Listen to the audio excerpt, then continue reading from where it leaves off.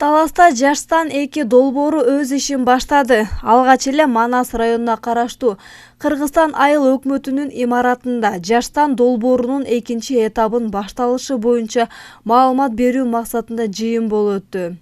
Жыйынга мектеп директорлору, окуучулар жана айыл тургундары келип катышышты.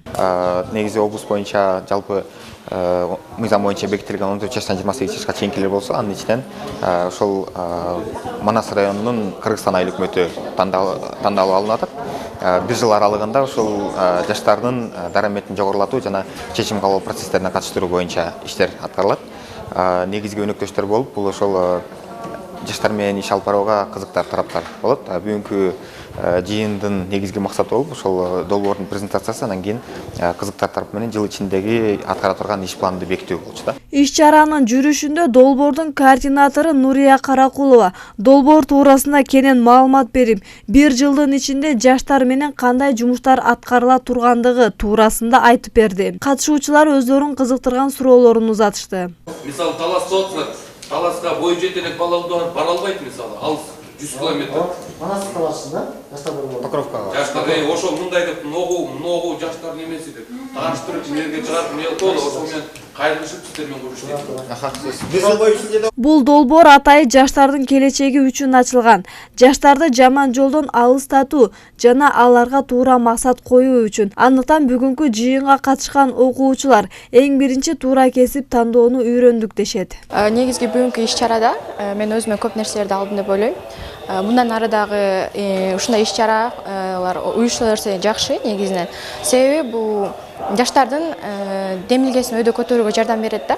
Мисалы, зордук зомбулукка каршы иш-чаралар уюштурулса, жаштар арасында ынтымакка алып келүүгө өз салымын кошот деп ойлойм да, жаштан эмеси. Күндүн экинчи жарымында мына ушундай иш-чара Манас районуна караштуу Манас айылындагы Манас орто мектебинин жогорку класстардын окуучулары менен жолугушуу улантылды. Жолугушууда уюмдун жетекчиси Бектур Медетов жана жаштан долбоордун координатору Нурия Каракулова окуучуларга алдыга максатты коюуну, долбоор менен иштегенди жана бүтүрүүчү класстарга туура кесип тандоо ыкмаларын үйрөттү. Ушул айылда биз билесиздер, Кыргызстан боюнча формалдуу жана формалдуу эмес деп билим берүүнү 2 бөлөбүз. Бүгүн бул жакта формалдуу эмес билим берип атабыз. Биз жаштарга ар кандай өздөрүнүн жашоо шартын жакшыртууга, же болбосо билим алуусун жакшыртууга, учурдагы шарттарды туура пайдаланууну үйрөтүп атабыз. Анан ошондой эле жалпы өзүн тарбиялоого, ошондой эле башка дагы жаштарга тиешелүү ар кандай маалыматтарды алуу ыкмаларын үйрөтүп атабыз. Ошондой эле билесиздер, коомчулукта ар кандай чыгышаттар болот. Ошол чыгышаттарда кандай башка бир зордук зомбулуксуз башка бир тынчтык жолдору менен дагы чечсе болот экенин дагы көргөзүп атабыз. Иш-чаранын алкагында окуучуларга жөнөкөй мисалдар менен формалдуу эмес окутуулардын пайдасы жөнүндө айтып беришти. Окуучулар өздөрүн кызыктырган суроолорду узатып активдүү катышышты. Бүгүнкү иш-чарадан мен өзүм кыйынчылыктан кандай чыгууну алам.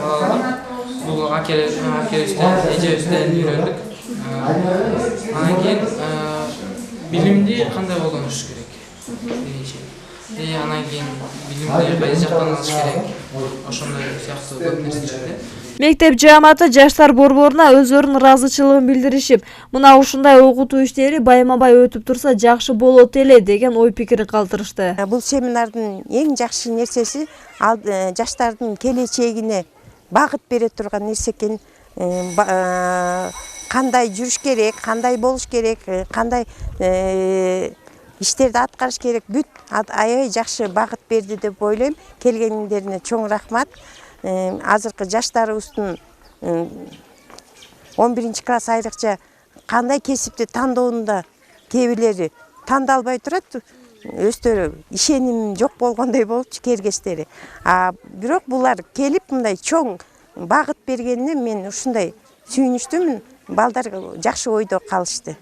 Жыйынтыгында бул балдар бүгүнкү алган билимдерин өз жашоосунда колдонот деген ишеничтебиз. Айзада Темирбаева, Калмурат Мейманбеков, Таңкы Талас программасы үчүн.